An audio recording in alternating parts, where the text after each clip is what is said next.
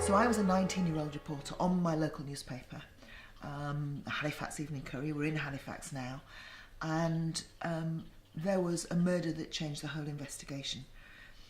And that was the murder of a young woman, Josephine Whittaker, who was 19 years old, in a very middle-class area.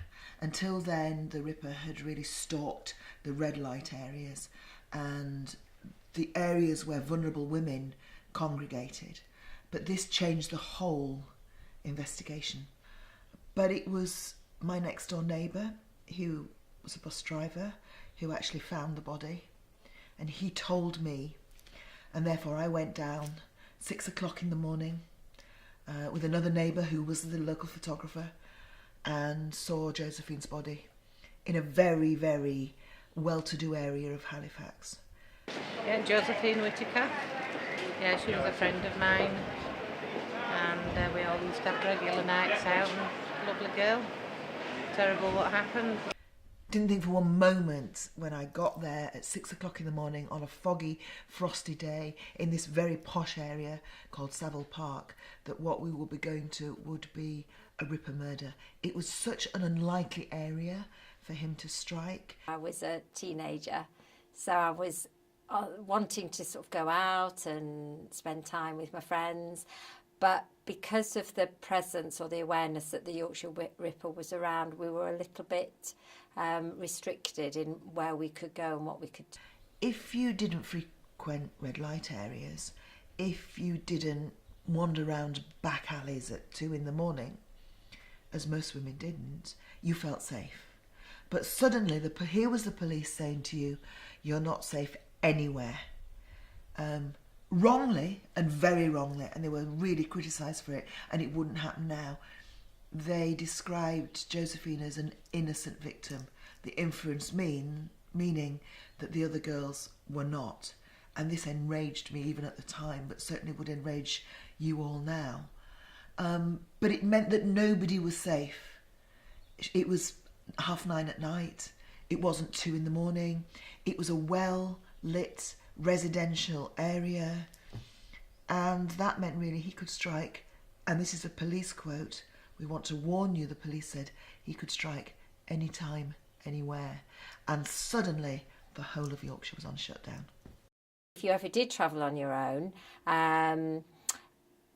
the police would suddenly appear and offer to either give you a lift to where you were going. This applied to teenage girls and young women, or ask you where you were going and checking that there was somebody coming to pick you up.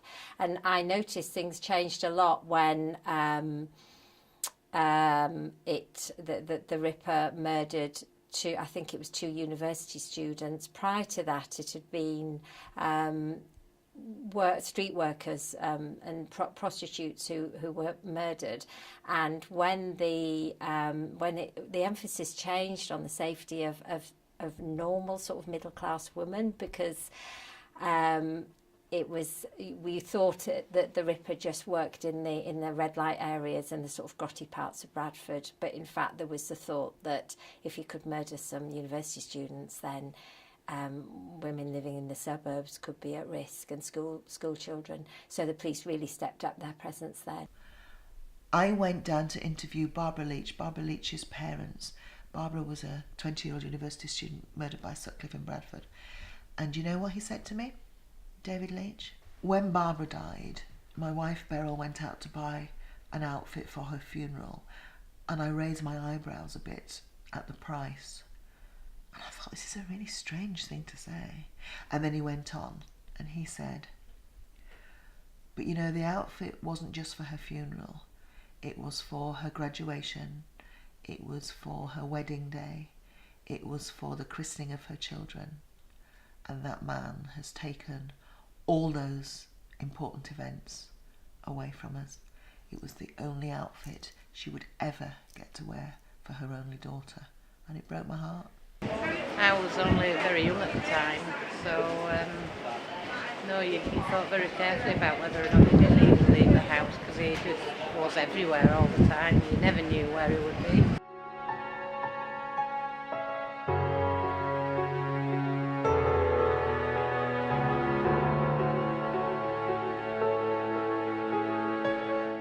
I'm Jack.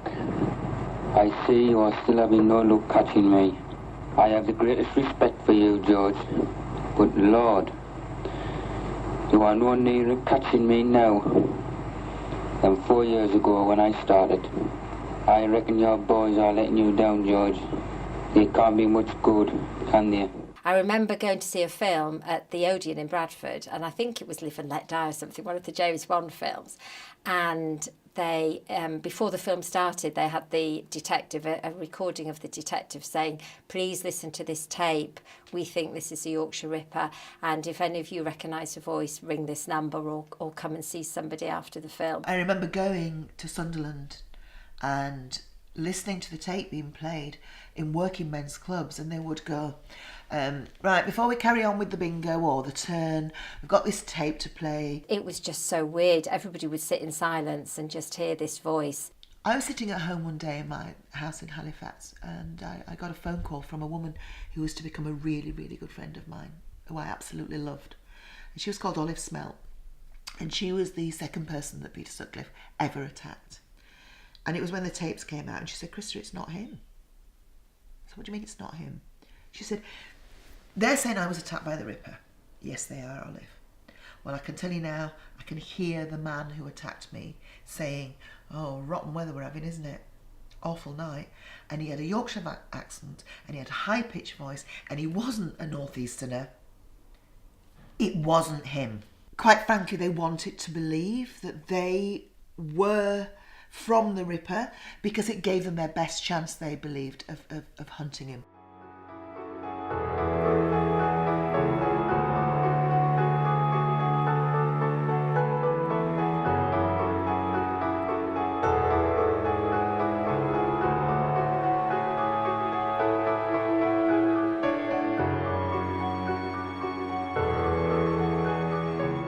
Here was a woman who had been attacked by him saying quite openly it wasn't him.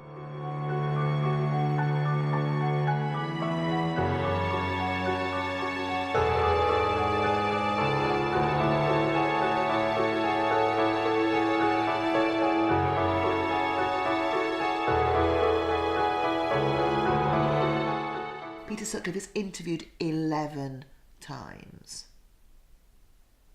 And he just thinks it's all right because they're looking for a man with a Geordie accent.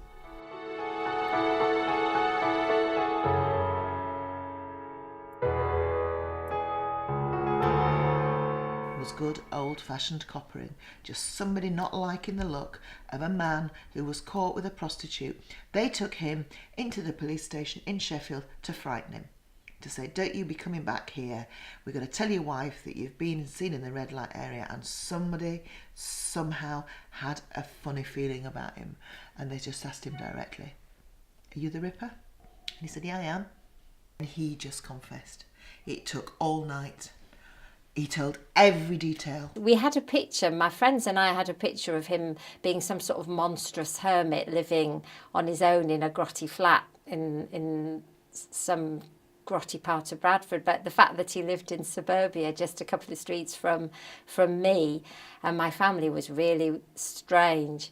So we built this monster, and he was a monster. He was truly evil.